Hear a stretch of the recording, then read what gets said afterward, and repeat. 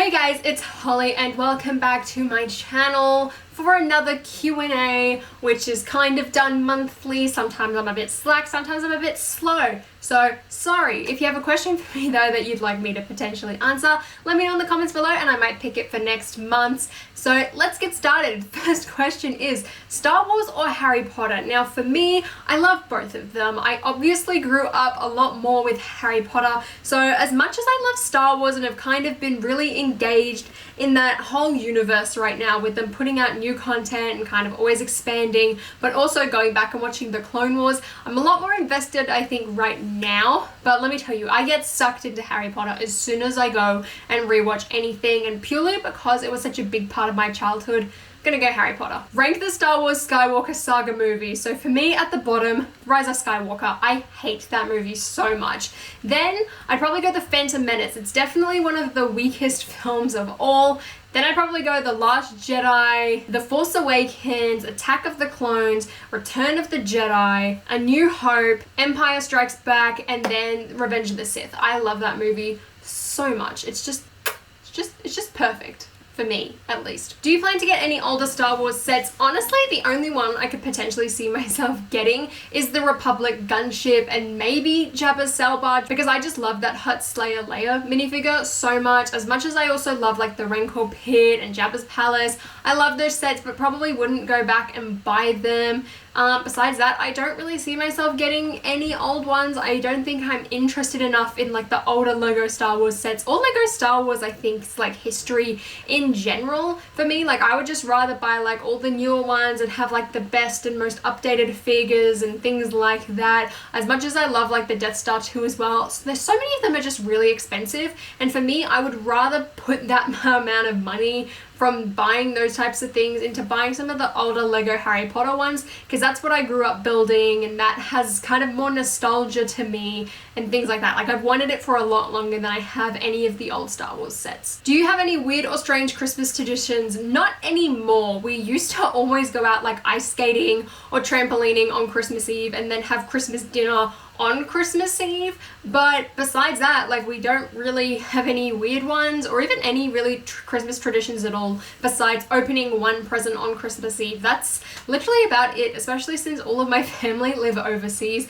We never get to see anyone at Christmas, so it's literally just the same 6 family members. And yes, I including both of my dogs as family members because they are family. How can you not include your pets as family members? Hello? We'll also usually play some sort of video game. Recently it's been like Mario Party or Wii Party or Mario Kart or something like that. It's usually always some sort of Nintendo game because then we can all play as a family and it's a lot of fun. Do you think that I should start a YouTube channel and put all of my time and effort into making videos so that I can apply for LAN or try to apply for a job at Lego so that I can get 50% of all Lego? And by Lego, I'm assuming that means Lego store. So my kind of thought behind this is I've seen a lot of people kind of comment about how they really want to apply for LAN or that they think they'll get into LAN in the future when they're older or things like that. And for me, I don't think you should start a Lego channel or even a YouTube channel with just the sole purpose of getting into LAN, getting free stuff or making a lot of money, because people see right through it. The audience is going to tell that they're not really here for genuine reasons and you don't really have a genuine interest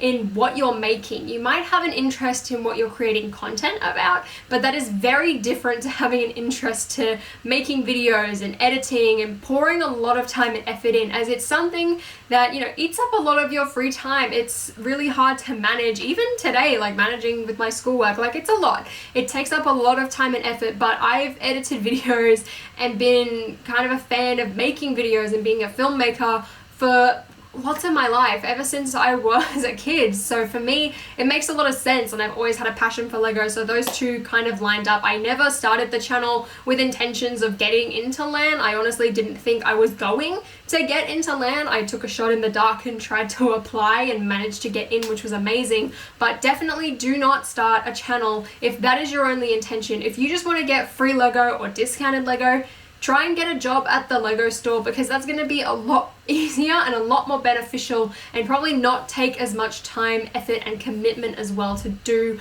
I mean, if you hate interacting with people, probably don't do that. And if you want to get a job with Lego as a company, you really need to have a strong passion behind like designing sets or graphic design or even business and marketing and all that type of thing. Otherwise, like, you're just not going to enjoy it, and it's not going to be as rewarding and kind of beneficial as you probably think it will be. And that literally applies to like anything in life, because like I can watch like YouTubers and you can tell the ones who are just doing it to make like clickbait thumbnails and make a lot of money really quickly and don't actually care about the content they're producing, especially in comparison to the ones who genuinely love what they're doing and are here to kind of entertain people and do what they love. So yeah, as an audience member, you can see it. So do keep that in mind as well if you do decide to make a channel. Do you like horror movies? And if so, which one would make a good set for Lego? I really like them. I love ones with a lot of depth and story and kind of drama and less just like jump scares. Like, I love It. For example, that is my absolute favorite one. It Chapter 2 I liked, but it's just very long and I still haven't gotten completely through it at this point. Actually, funny enough, going back to the Christmas tradition, it's now been 2 years in a row that we watch horror movies on Christmas Day. So that's kind of odd. But anyway, I honestly think that if Lego was to ever do some sort of horror theme, which I don't think they will, but if they did, I feel like it's gonna be the best option. It kind of gives me the same Stranger Things vibes, where if you make it more about like the kids and kind of the environment of Derry, then it's going to be a lot easier to do rather than making like some horrific like monster build with a lot of like gore and blood or anything like that. Plus, I just think a Pennywise minifigure would be so cool. Star Wars original trilogy versus prequels versus sequels versus The Mandalorian. For me, the prequels is the best. It has the best depth and kind of story and layers. Like, I just love the whole space politics things. It's absolutely amazing. It was just executed pretty poorly and used way too much CGI, whereas the sequels had great CGI, it was executed relatively well, but was just the story didn't make sense. It had no depth, no meaning really to anything. So for that reason, the sequels are definitely the worst. Then honestly, I'd probably put the original trilogy, The Mandalorian, and then the prequels at the top. I just hope that The Mandalorian doesn't become some sort of just like filler with a bunch of fan service, because Din deserves much better than that, as does Grogu, and I really love that show. I just don't want it to be repetitive again. I don't want them to do too much fan service just for the sake of things. Don't turn into the sequels. Turn into a show that makes the sequels look a bit better by giving it more depth. I feel like that's going to be the best way of kind of doing The Mandalorian. If you were a character from The Mandalorian, who would you be? And I'm not just saying this because he's my favorite, but honestly, I would say Grogu, because all he wants to do is kind of cause mischief in space, eat a lot, and, you know, follow his companion around and have fun. And that I would say that's me. Honestly, I don't think I'm cool enough or like boss or skilled enough, honestly, to be any sort of fighter or wield a lightsaber. My lightsaber training is waiting because I don't have my lightsaber right now. I'm not able to go to Galaxy's Edge to get it, and I don't really want to buy any of the other ones. So yeah, I'm definitely not Ahsoka, even though I wish I was. So honestly, I feel like Grogu is the best one. Like, he's just here for a fun time and follows his little companion around, and honestly, I think that's me. Also, he's just adorable. Like I said, I'm not just saying it because he's my favorite. Honestly think it could be true. And lastly, will 2021 be the last year of Lego Harry Potter? I've seen this pop up quite a lot, especially when I talk about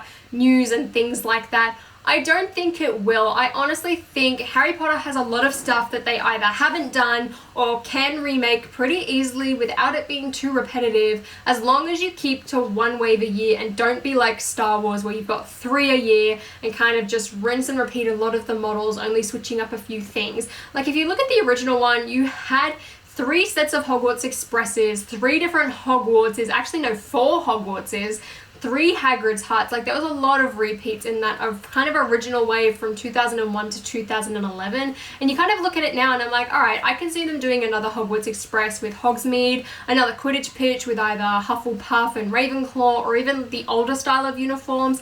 Plus, there's a lot of things that we haven't gotten, like Grimmauld Place and Malfoy Manor. We haven't gotten Nocturne Alley or Hogsmeade. Another Dumpstrug ship would also be really cool, another Second Task.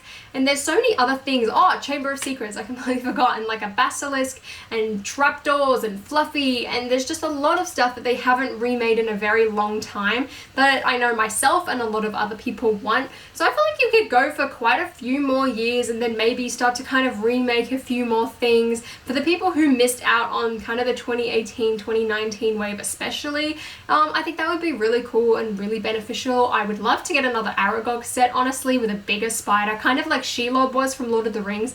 That would be sick. So I don't see it ending anytime soon. I don't think it's going to go on forever like Star Wars did, purely because unlike Star Wars, they're not really making a lot of new content anymore. And considering the license is with Warner Brothers and not the writer herself, I don't think they're going to do anything Cursed Child related. Maybe do some more Fantastic Beasts, but they didn't really sell well, and Fantastic Beasts really isn't taking off as a franchise in general. Maybe some Hogwarts Legacy sets, depending on what that game's kind of licensed with. If that's a Warner Brothers theme, I can kind of see that happening. And I would love a remastered Lego Harry Potter game like the Skywalker Saga eventually. I think that would be really cool as well. So that's all for today's Q&A video. Like I said in the beginning, if you do have a question for me, let me know in the comments down below. I also did have a lot of questions actually in like my live stream and things like that, of people asking if I'm ever going to get a PO box. For those people who are asking, I have an update. I've picked a location. I found out that it renews on the 31st of March, so I'm planning to open it on the 1st of April. So I will be doing like a whole mail episode series type of thing where I like open stuff up, but I'll let you know kind of more about that as it gets closer. I'm also planning to open my own subreddit next month, but once again, I'll kind of let you know how that goes a bit closer to the time that it's going to happen. But if you guys enjoyed this video, please give me a thumbs up and consider subscribing to my channel down below. And until next time, I'll see you later.